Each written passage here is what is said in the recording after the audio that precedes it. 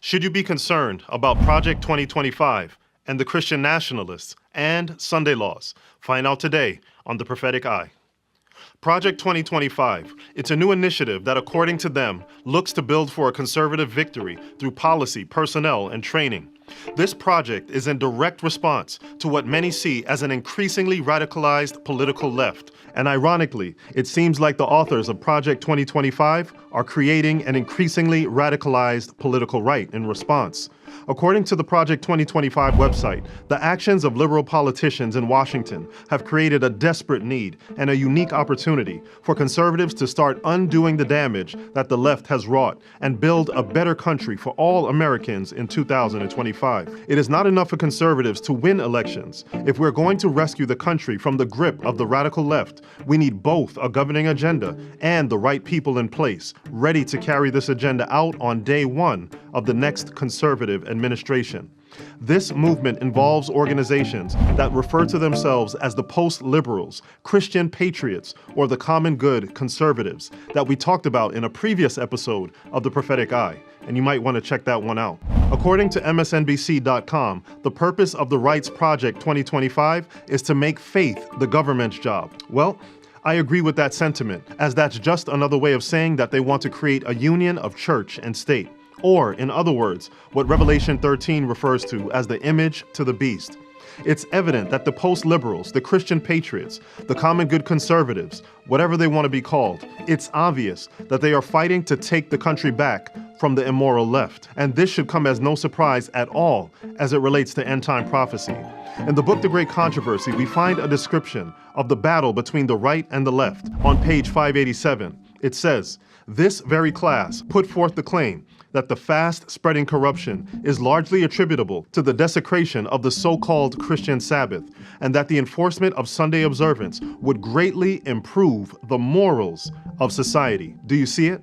This statement from over 130 years ago highlights the fight of Christian nationalists to improve the morals of society and to remove corruption. And the so-called Christian Sabbath, better known as the Sunday Sabbath, is seen as a major solution to this problem. And this is the exact sentiment that has been expressed by many Christians. Take a look for yourself. As I understand Christian nationalism, it is that the idea that your nation self-identifies, understands itself as Christian, and they would pursue their good as Christians, which would include policies that would kind of encourage people to attend church, encourage people to seek out essentially the means of grace. So this would include things like, I think, Sabbath laws, which would on Sundays would essentially, we can talk about this more, but it essentially kind of close down businesses and of an emergency and essential services.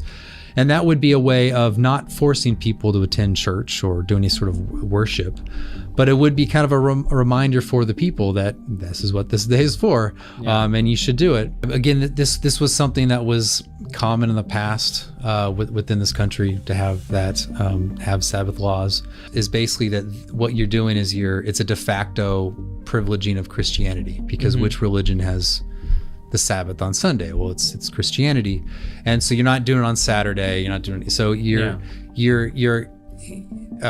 explicitly saying this is a Christian land, and we're gonna all force you to obey some sort of Christian. And so that's the best critique. And I would just say, that's exactly what it does.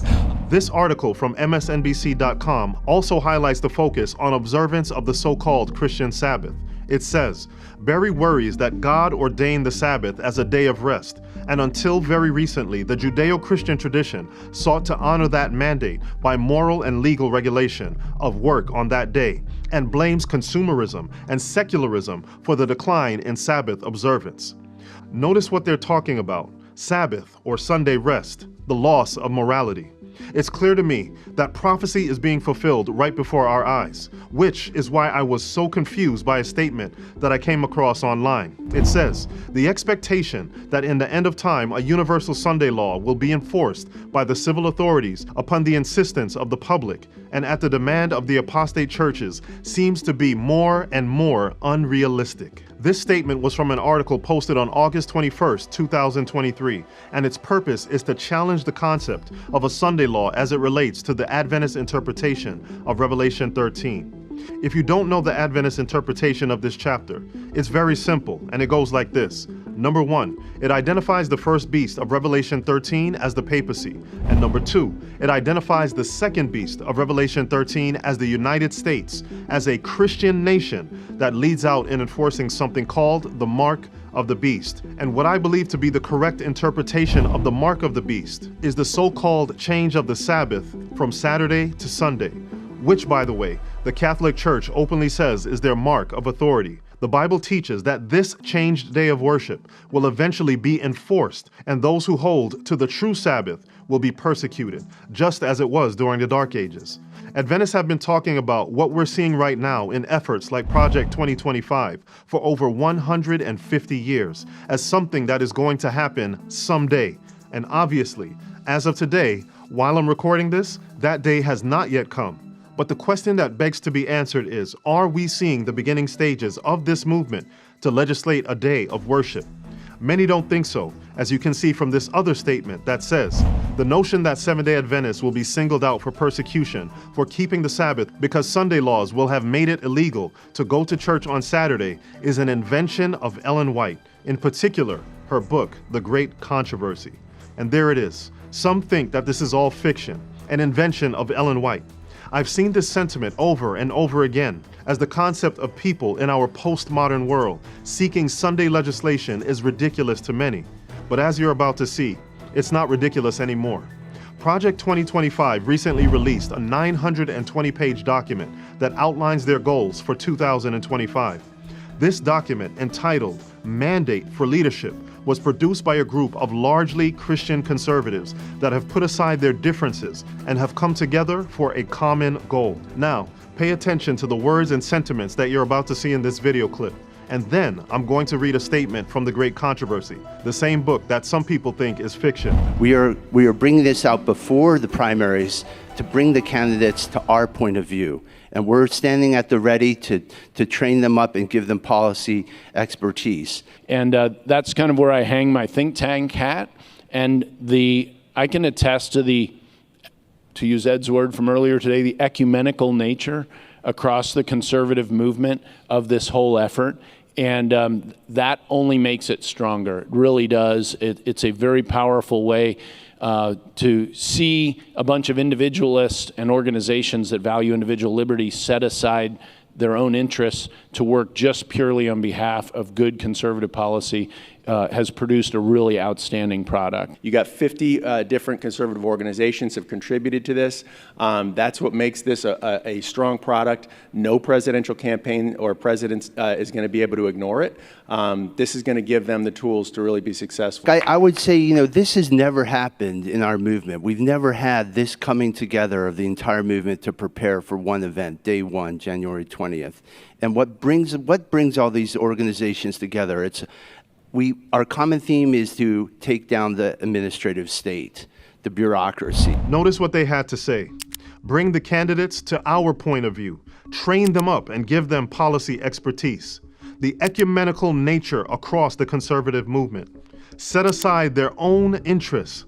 No president is going to be able to ignore it. Never happened before in our movement. Our common theme is to take down the administrative state and the bureaucracy. And finally, don't miss this. Number 1, the document is named Mandate for Leadership, and another word for mandate is demands. This idea of demands and the things that were stated in that video are directly in line with The Great Controversy, page 592, which says, the dignitaries of church and state will unite to bribe, persuade, or compel all classes to honor the Sunday. The lack of divine authority will be supplied by oppressive enactments. Political corruption is destroying love of justice and regard for truth. And even in free America, rulers and legislators, in order to secure public favor, will yield to the popular demand for a law enforcing Sunday observance. I hope you're picking up what I'm laying down. And here's another point.